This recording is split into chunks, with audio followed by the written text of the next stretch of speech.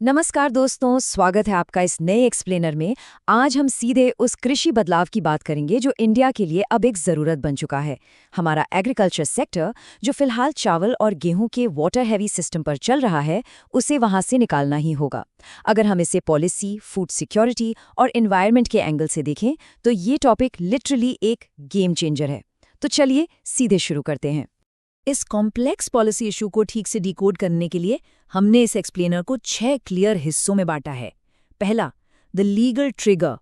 दूसरा, the urgent need. तीसरा, road blocks to agricultural shift.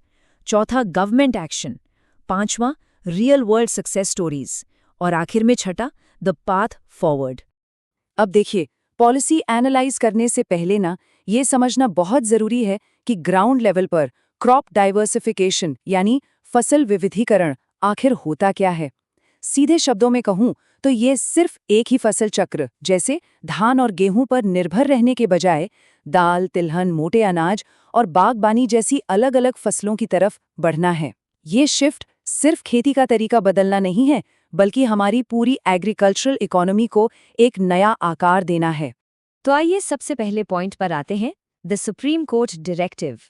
हाल ही में भारत के सुप्रीम कोर्ट ने क्लियरली निर्देश दिया है कि नॉर्थ इंडिया में गेहूं और धान से हटकर दालों की खेती को बढ़ावा देने के लिए एग्रीकल्चरल पॉलिसी को रिवाइज किया जाए। ये डायरेक्टिव हमें बताता है कि दालों की तरफ शिफ्ट होना अब सिर्फ कोई गुड टू हैव सुझाव नहीं रह गया है, बल्कि ये एक हाई लेवल कानूनी आदेश है। यानी गवर्नमेंट और एडमिनिस्ट्रेशन को इस पर सीरियसली एक्शन लेना ही पड़ेगा।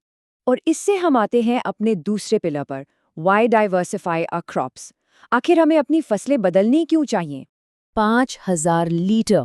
जरा इस नंबर पर गौर कीजिए। ये वो पानी की मात्रा है जो पंजाब में सिर्फ 1 किलो चावल पैदा करने के लिए लग जाती है।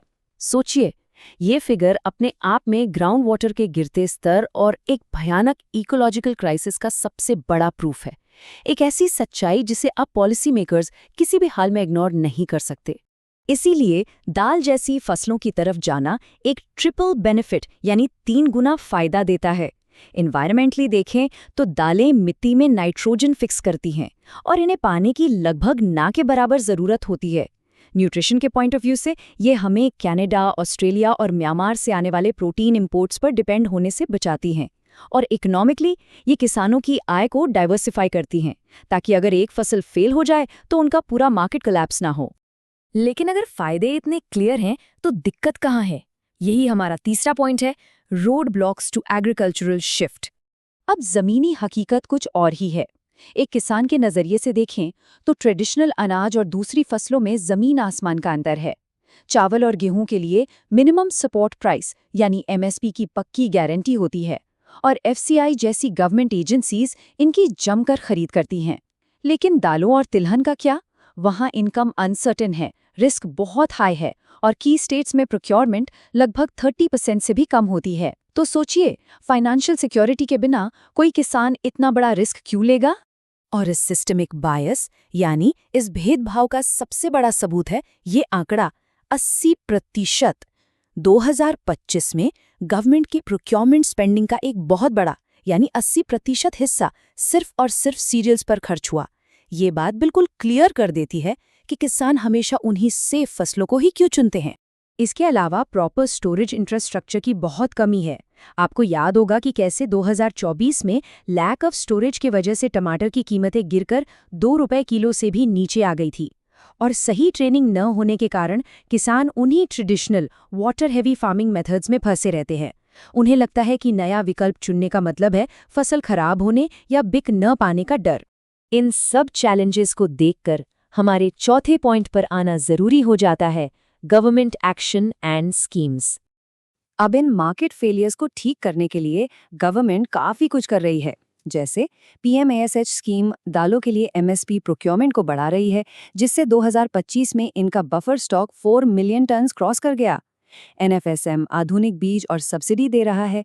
एमआईडीएच और एआईएफ के थ्रू स्टोरेज और प्रोसेसिंग फैसिलिटीज के लिए 1 लाख करोड़ रुपए से ज्यादा सैंक्शन किए गए हैं।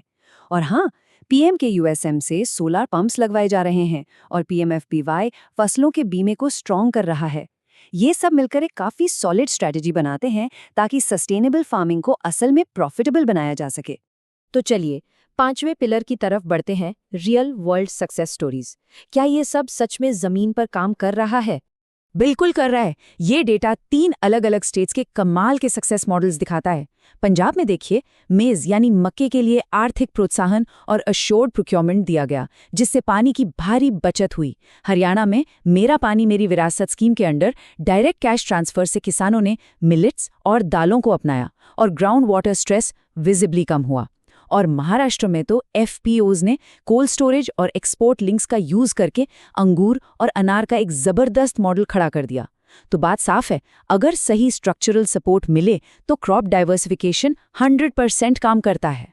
और इसी के साथ हम पहुंचते हैं अपने आखिरी और 6वें पॉइंट पर, द पाथ फॉरवर्ड।